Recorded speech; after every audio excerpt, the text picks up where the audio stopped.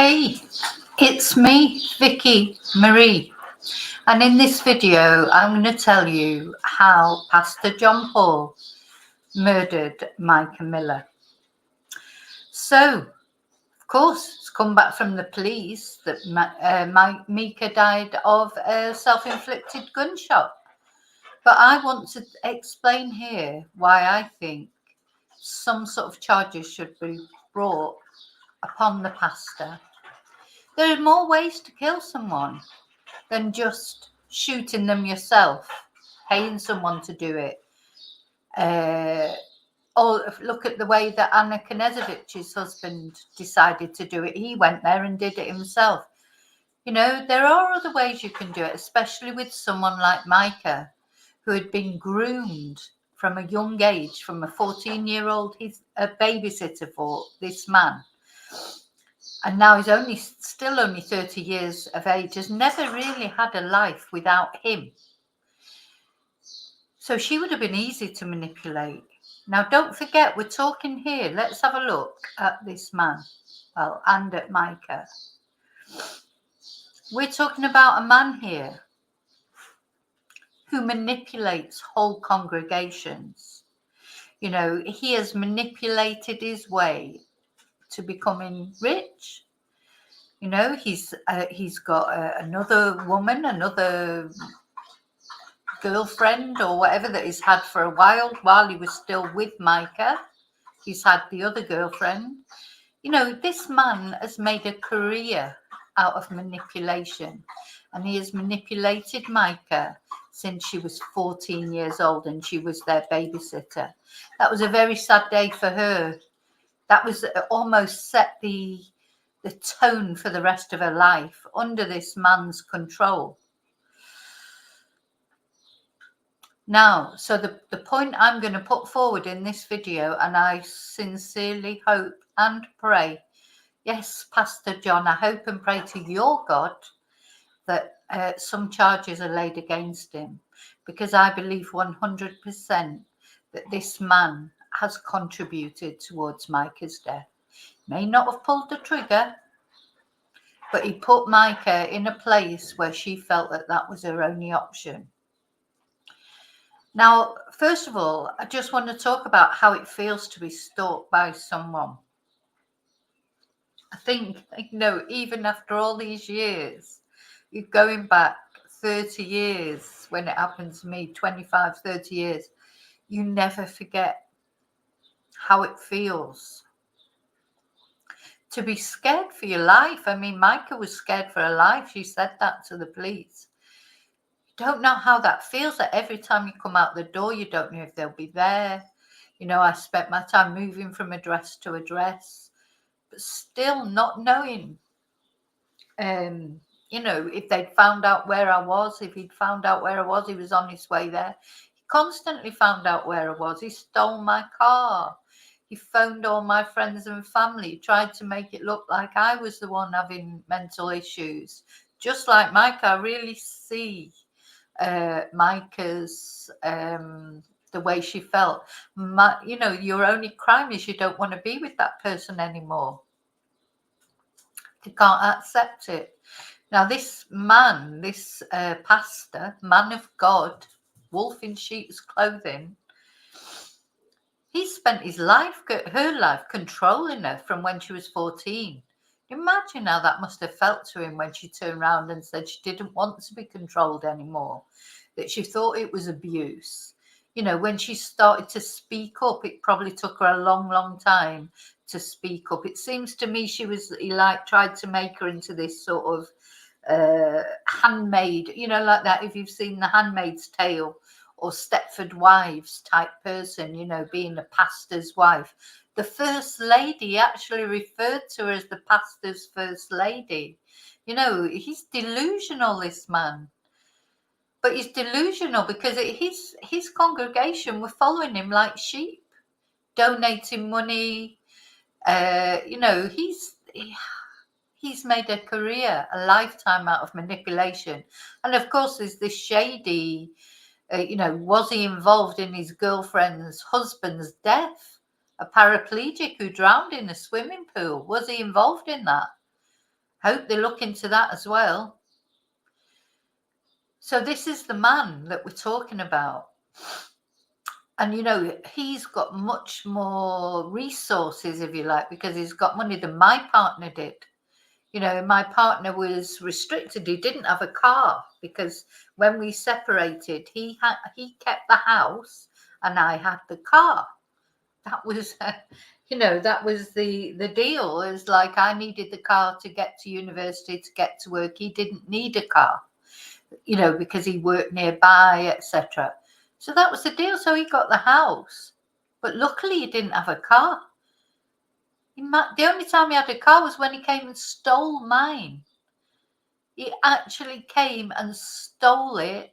He took it for a service. He offered to take it for a service for me to help. And this is something, a warning that I want to give to people. You know, these people, these stalkers, at first it's like, before you realize just how deranged they offer help. So he offered to take my car to get the tyres replaced. I mean, I paid for the tyres, he didn't pay for them, but he offered to take it, get it serviced, because I was driving to Spain in it. I was had a trip planned to Spain. So he offered to take it to the garage, get the tyres changed, you know, give it a service, make sure it was okay. And I, like an idiot, agreed, not knowing that when he took that car and did that, he had the keys duplicated. So I came to Spain for a month's holiday with my friend in the car, and when we were on the way home, the car broke down. And to cut a long story short, we had to get a hire car, leave the car where it broke down, and luckily, Green Flag, who was our roadside assistance, when the car was repaired, they flew out to France, brought the car back to my door. It was brilliant. And on that very same day that they brought the car back to my door, somewhere that I didn't know my partner knew that I lived because I was keeping my address secret, he turned up at my door and stole the car with the keys that he'd had duplicated. So you cannot underestimate how sneaky these people are. And of course, we were still friends at the time. So I told him that they're bringing the car back today, you know, by text or phone. I can't remember what. Oh, the car's coming back today. Great. And he came and took that car. That very day, he walked to my house where he'd known I'd lived for a little while, but I didn't know.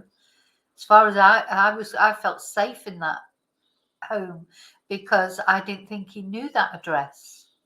Turns out, because I was a member of the Labour Party, he went and found out through a mutual friend where I changed my address to. Anyway, it's a long story. It's in my book, Confessions of a Spanish Teacher. But that guy said to me, because I was fuming, you can imagine, because, you know, he could have murdered me easily, waited for me, killed me, broke in, killed me. You know, there's a lot of things that could have happened, but they didn't, thankfully. But what he did do was turn up at the house and steal my car. Now, the guy that gave him the address, who was the chairman of our local branch, for God's sake, I mean, obviously he was, you know, gutted, like when he found out all the story, but he should never have given that address. But anyway, I survived. That's why I call myself a survivor of stalking. It's not a light thing, you know, that I'm talking about. It's this, the more I see of these kind of cases, the more I realise how lucky I was. So, although the pastor, in a physical sense, did not kill Mica, yes, he did kill her. He did kill her because he tormented her. He controlled her from the age of 14. And then when she had the temerity to say that she wanted to leave him, he stalked her. He put a tracking device on her car. He slashed her tyres. There was police complaint after police complaint for 2 years. And then he said that Mica had the mental problems. Anyway, we're going to just look at this video that I want to show you to give you an idea of what Mica was contending with. I just, you just wish she would have dealt with it in a different way. But then she did try. She contacted the police. She tried a lot of different things. It just makes you wonder, what could she do? What could she do? Okay, let's have a look at this video. Okay, so Rich, the biggest issue has been all along the police reports about Mica saying that she was being harassed by someone repeatedly. Someone had put razors in her tire, a deflation device, a tracking device, had chased her from a gas station to a car dealership, and the name was redacted. And tonight you have information about that redacted name. Who is it? Well, we're going to show you a piece of video in just a moment, Ashley. First, some context, though, is that you gave some of it. Ashley, we FOIA'd these police documents. There's about a dozen of them. And this one document from March 11th paints a picture. And if we have video of that police document, I want to quote from it.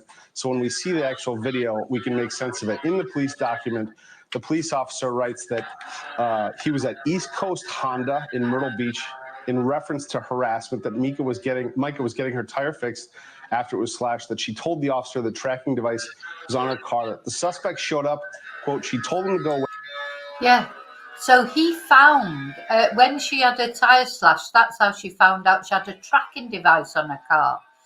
And there's been a couple of things that have been in the internet streets lately about how he's turned up supposedly at some shop that she was at and caused a fuss. He knew where she was all the time. He was following her. He was tracking her. God, I'm lucky that when I was being stalked, all these devices, oh my God, my ex-partner would have had a field day with all these technological devices, and that that would have been the other thing. There would have been a tracking device on my car. And I just want to explain how it feels, because I've been trying to, I know for a lot of people it's hard for them to get their head around the fact that Mica would have done that to herself. Why did she do it to herself? But in the end, how it drags you down, how it makes you feel. And I was pregnant at the time. I cannot explain. You can't, I remember a friend of mine just turning to me one day because I was such a nervous wreck. I was literally shaking. I was checking the boot of my car to make sure he wasn't in it before I would drive away. I was paranoid he was going to pop out anywhere at any time. And I still have, to this day, have nightmares about him turning up at my door. That's 30 years later. So imagine how Mica felt. Mica, I was, how old was I? I was about 30 at the time, 33 maybe, 32, something like that. But I'd had a different life from Mica. I hadn't been groomed by him. I'd had, an independent life. I was living independently already. I'd had other relationships. For Mica, that he was what she knew from 14 years old. She didn't have any other, she didn't have the resources, the mental resources that I had. But even with the mental resources that I had and how strong I was mentally, and I had a good friendship circle, everyone supported me, but nobody really believed I was in danger from my stalker. It was a time when the police literally said to me, literally their words were, we can't do anything until he does something. So imagine being told that the police kept, because then you couldn't even get a restraining order until somebody actually did something. I couldn't get a restraining order just on the grounds of all the phone calls, or, well, he couldn't phone me directly because I hid my phone number, but he would phone other people and get them to ask me to ring him. And then obviously there's stalking, turning up at my door, stealing my car, all those things. And I say stealing my car, but it was our car, so I couldn't report it missing or say he had stolen it. But the police literally said to me, and I'm sorry, but until he actually does anything, murder me, I suppose, they could not do anything. So let's see how Mica must have felt. let's think about how she must have felt. Never known anything but this man, a manipulator who manipulates thousands of people out of money every day because he's, doing this church congregation. He was rich. The church was prospering. He's coming out with these crappy sermons that were just a load of rubbish, but people seem to be lapping up for some reason. So what chance did Mica have? So I know how I felt, that in the end, a friend of mine turned around to me and said, you know what, something's got to give here, because I don't know who's going to crack first, you or him. Because that was the state I was in. Now, I was pregnant, so there's no way I was going to take my own life. But I wonder, this is the case of Mica. It has made me think, would I have done if I hadn't been pregnant? Would he have driven me so crazy? Because in the end, you just think there's not going to be an end to this. This is never going to end. Now, it did end for me. And it sounds awful to say, but luckily for me, my stalker, he actually deleted himself. And the relief that initially that I felt, I can't even explain it. It's like a combination of guilt, relief, feeling, and then feeling guilty for feeling relieved. You just cannot explain how it feels. Cannot in a million years explain that feeling unless you've been through it. Because obviously I didn't want him to do anything like that. I just wanted him to carry on with his life. And he had met somebody else. He met somebody else very quickly afterwards. He always felt I had someone else. I didn't have anybody else. I wasn't interested in it. I've just come out of a relationship where I was having panic attacks. I was that stifled and that controlled. I didn't want another relationship. Well, the whole story is, as I say in my book, I can't go through the whole story now. But yeah, so I was always being accused of having someone else. But in fact, my ex-partner, he did have someone else and told me about it. And, that wasn't nice to cope with, because as much as I didn't want to be with it, it's not nice to think of your partner that you've been with for 4 years or whatever with someone else. But I was happy for him. Good. Maybe he'll leave me alone now. I often think about that girl. I didn't know who she was, so I don't know if she even knew in the end that what he did, or maybe she just thought, why is he not contacting me anymore? I don't know how far that relationship went. But I thought he was moving on, but he wasn't moving on. And I'm lucky to be alive. Definitely lucky to be alive. Because if I wouldn't have kept moving. So after he found out where I lived that time and stole my car, I had to move again. That was about the 5th time that I'd moved. Luckily for me, I had somewhere to go. Lots of women, they don't have anywhere to go. And if they have children already, they definitely don't have anywhere to go. When you're pregnant, you can still move around and go places, sleep on a sofa. But it's difficult when you've got children. And for Mica, it's funny with Mica, because sometimes I think, yeah, she could have moved somewhere else, or done that. But thing is, Mica had gone from a 14-year-old babysitter to a Stepford wife of a pastor, and she hadn't done anything. She hadn't had a life, an independent life herself. She was trying, but she just couldn't do it. She just couldn't do it. My heart breaks for Mica. So that's how that pastor, he killed her. He did kill her. Anyway, let's watch the rest of this video. But she does not want to talk. And then when she pulled out her phone to record, he sped off. The victim said he leaves and comes back.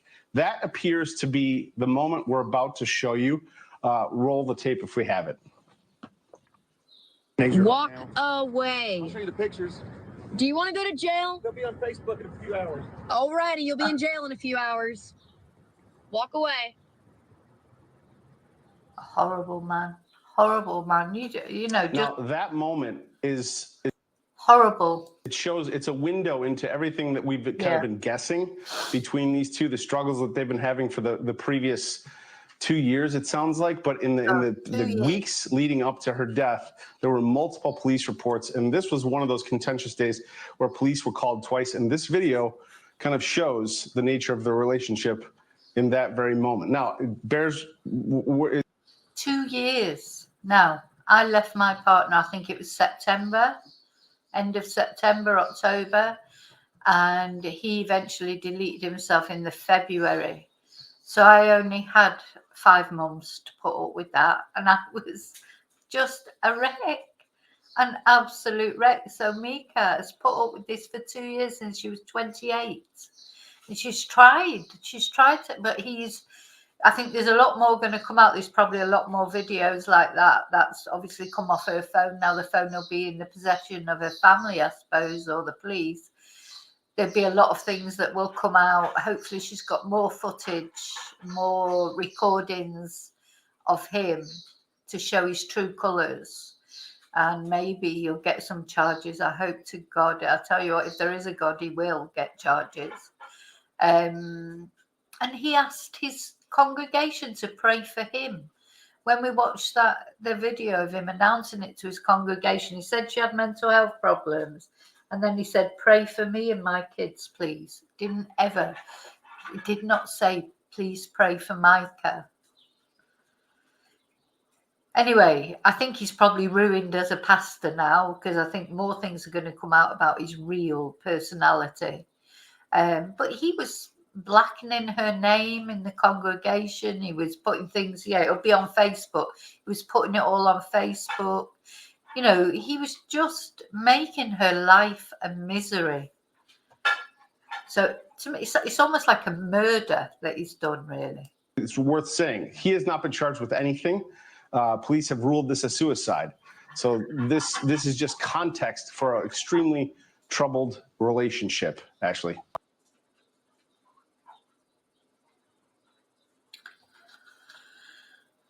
Weinstein story. Yeah. So I just wanted to show you that video and why I think, and sort of talk about why I think Mica Miller was murdered. Maybe not in the conventional way, maybe not in the way David Knežević murdered his wife, going all the way to Madrid and bringing her out dead in a suitcase. Maybe not in that way, but he did just as surely and more painfully, to be honest. Over a period of 2 years, he chipped away at Mica. Chip, chip, chip, chip, chip, pet, pet, pet, pet, pet. And Mica was not strong enough mentally to deal with it.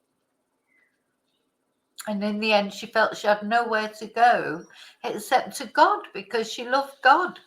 You know, she was, I'm sure she felt that we heard a little bit of the 911 call, but I don't know what her final words were.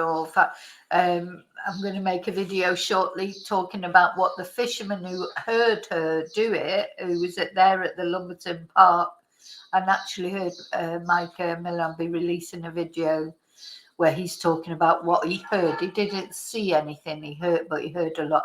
And he found Mica's belongings on the riverbank. So I'm sure Mica thought that she was going to Jesus, and then she would be safe away from him. I'm sure that was what was going through her mind. Oh, it's Riley. So, yeah, that is how the pastor killed Mica. As sure as he would have stood in front of her and shot her himself, as sure as he would have strangled her, as sure as he would have done anything to her, drugged her, whatever, that is, as sure as that, and over a longer torturous period of time, this pastor, in my eyes, in my view, killed Mica Miller. So, rest in peace, Mica. I do really hope she has found peace. Look at Riley looking at it. I hope she's found peace. I really do. Let's light the candle for her. I haven't lit the candle. I was just so impassioned about this, because the more I read into this, the more I see parallels. You know, when someone stalks you, you cannot literally cannot explain how it feels where you don't even feel safe. Like Anna Knežević, you don't even feel safe. Well, she didn't even know she was in danger, but she was. She was in her own space, her own flat. The guy broke in, her husband, her ex-husband, estranged husband, broke in. So this is for Anna as well, for any woman or man, because men get stalked too as well.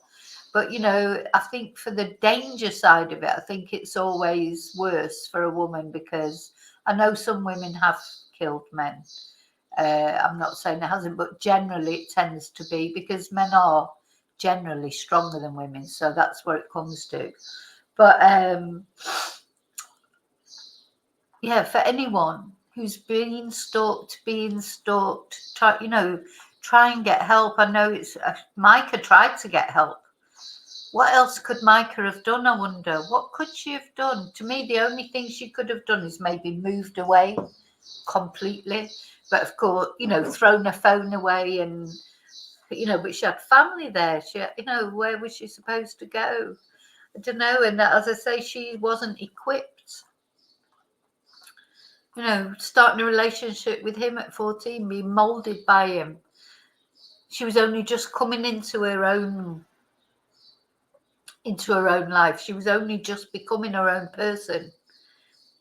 And he could not cope with it. So, sorry, he's a murderer in my eyes, just a different kind of murderer.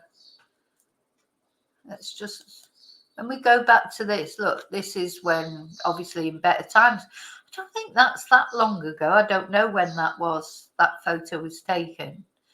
But they look happy, but then people do look happy sometimes, and they're not really. I think he's been having an affair for quite a few years. And that'll all be about money. He's money mad, this guy. The only thing that matters to him is money. And if Mica threatened his reputation in that way, his money, then he won't be very happy, would he? So anyway, remember to live and love wisely, carefully. I'll see you really soon in the next video. I'm going to put a picture of Mica up while I just sort of say goodbye. And till I see you again, may your God go with you and fly free, Mica. I hope you're happy now. I hope you're at peace. I really do. Bye.